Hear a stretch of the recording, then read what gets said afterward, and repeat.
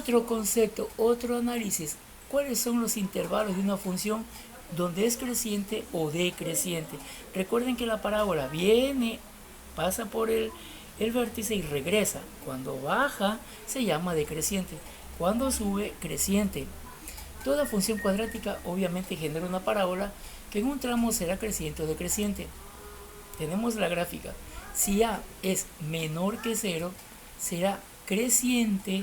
¿En cuál intervalo?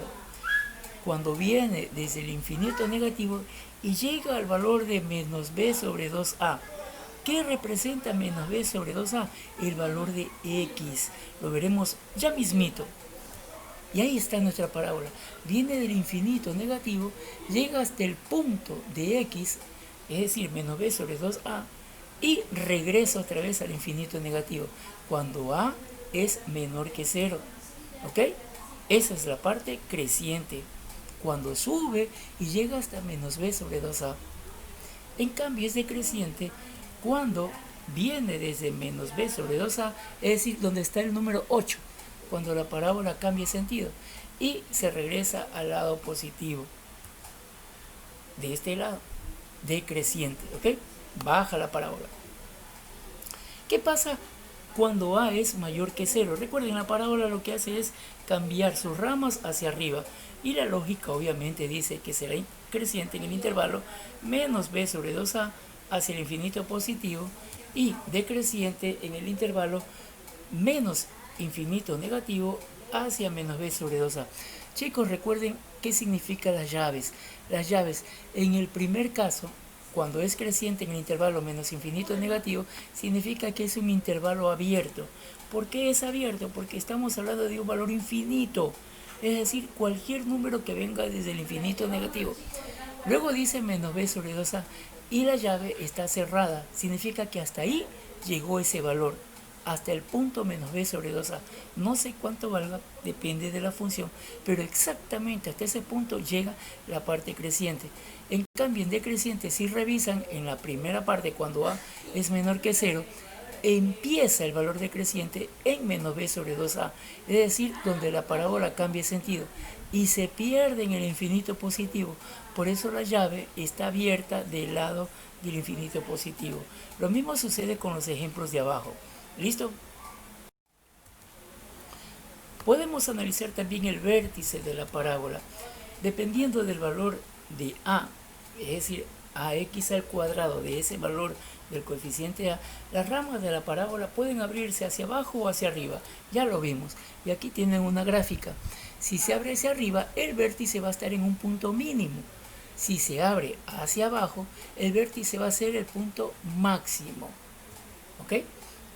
Hay un punto, como se dice ahí en la teoría, donde la parábola cambia de dirección. Eso es el vértice. Y ahí está explicado lo que acabamos de decir. Pero ¿cómo calculamos el vértice? Para calcular las coordenadas del vértice se utilizarán las siguientes expresiones. Atento. H, el valor de h representa x, es igual a menos b sobre 2a. Usted, de la función que le den, separa el valor de b o extrae el valor de b y lo divide para 2 veces el valor de a. Ese valor es negativo, h. ¿Cómo calcula el punto y?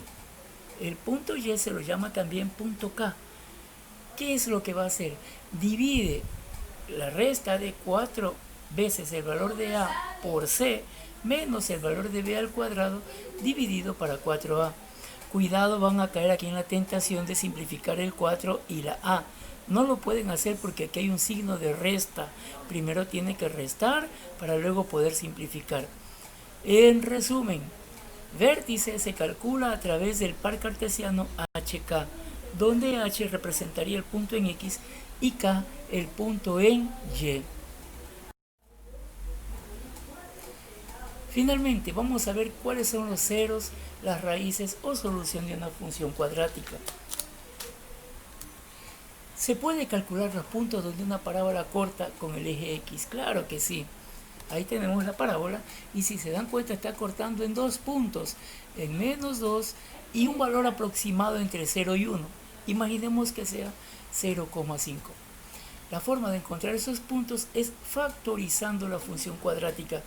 que obviamente ha generado dicha parábola. Hay muchas formas de factorizar la parábola.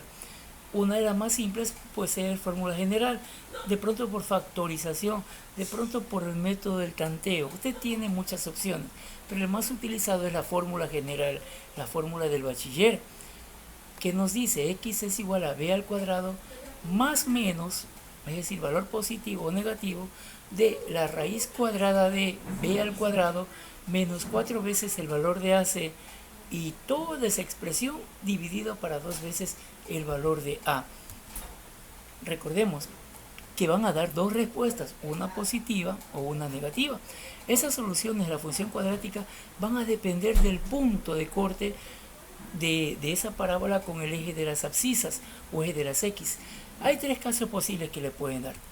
Cuando la parábola corta el eje de las X en un solo punto, así por ejemplo, entonces usted va a tener una única solución. ¿Dónde pasa eso comúnmente? Cuando la función es una función que es igual a un trinomio cuadrado perfecto, es decir, hay una sola respuesta. Cuando la parábola corta al eje X en dos puntos, como en este caso, como en este ejemplo, entonces va a tener dos raíces reales pero diferentes. Dos raíces reales pero diferentes. Y finalmente, cuando la parábola ni siquiera se acerca al eje de las X, como en este caso, ahí sencillamente no hay punto de corte, no hay solución. Bien chicos, eso es toda la clase de este día. Es un repaso de lo que vimos en la segunda unidad.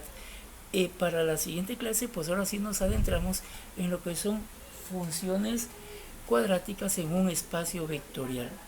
Que tengan una linda mañana.